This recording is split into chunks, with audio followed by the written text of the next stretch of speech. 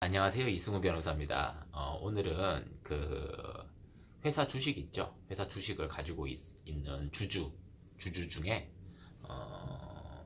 회사의 명의 개설라는 걸 안 한 사람들이 어떤 효력을, 어떤 법률적 권리를 가질 수 있는지에 대해서 간단히 알아보려고 해요. 회사는 원래 이제 자기 회사의 100% 주식 지분 중에 몇 퍼센트는 누가 가지고 있고 몇 퍼센트는 누가 가지고 있고 이렇게 지분을 누가 가지고 있는지 이렇게 명부를 작성하게 돼 있어요. 그걸 주주 명부라고 해요. 그거는 원래 다 가지고 그냥 자동으로 명부가 작성되는 거 아닌가라고 생각할 수 있지만 주식은 원래 주권의 교부로 양도가 돼요.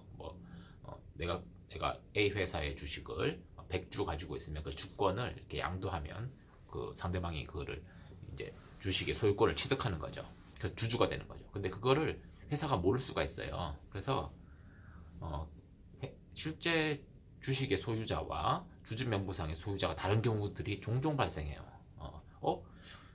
근데 여기에 대해서 나 주식 거래 많이 하는데 HTS로 증권회사 HTS로 이렇게 거래를 하는데 그거는 어떻게 되는 거지?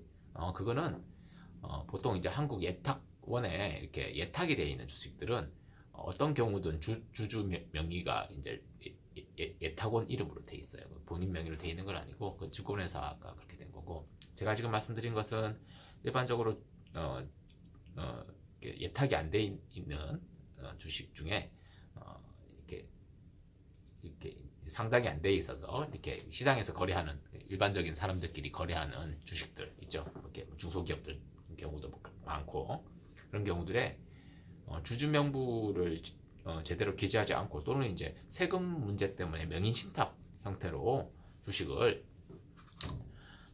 거래하는 경우가 있어요. 그래서 A라는 사람이 주식을 실제 소유자인데 명의 신탁으로 B 이름으로 주주 명부에 등재시켜 놓는 그런 경우들이 되게 많아요. 그런 경우들에 뭐 주주총회 같은 거 할 때 그리고 이익 배당 같은 거 할 때 누구한테 그 주주로서의 권리를 인정할 것인지에 관해서 항상 문제가 돼요. 거기서 주주 명부에 기재된 사람 형식상 주주 형식상 명의인 주주 실질적인 주주는 아닌데 그 명의인 주주가 총회 의결권도 주주총회 의결권도 행사할 수 있고 이익 배당도 받을 수 있는지 아니면 실질적인 주주가 누군지 밝혀져 있다면 그 실질적인 주주만이 그 권리를 가지는지에 대해서 논란이 많이 되어 왔어요. 기존의 대법원의 일관된 판례는 실질상의 주주가 있다면 그 실질상의 주주가 권리를 행사할 수 있고 회사도 그 주주 명부의 기재와 관계없이 그 실질 상의 주주에게 권리를 부여해야 된다고 그렇게 판시해 왔어요. 그런데 불과 얼마 전 올해 대법원 판례가 바뀌어 버렸어요. 너무나도 중요한 판례겠죠. 이렇게 대법원 판례가 바뀌어 버리면 너무나 중요해요. 법조계에서 이런 거를 절대 놓치면 안 돼요. 이제는 어, 그, 어, 그 주주 명부에 기재된 사람만이 주주인 거예요. 실질적으로는 다른 사람이 주주고 그 내부 관계에서는 주식을 매수할 때 그 매수 대금을 부담한 사람 그리고 주식상 뭐 모든 권리를 내부 관계에서는 누가 가지든 그걸 회사가 일일이 다 파악할 수도 없고 조사할 수도 없어요.